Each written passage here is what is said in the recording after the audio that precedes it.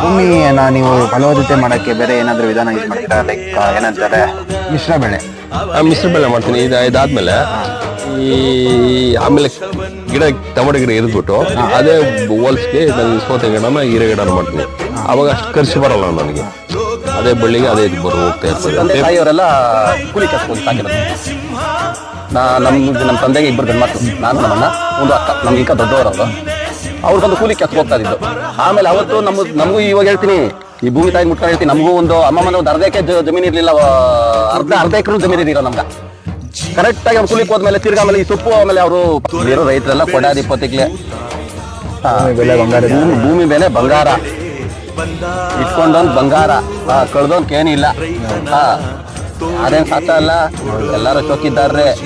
ಯಾಕಂದ್ರೆ ಯಾವುದೋ ಒಂದು ಬೆಳೆ ತಗೊಂಡು ಕಷ್ಟಪಟ್ಟು ಮಾಡಿ ದುಡ್ಡು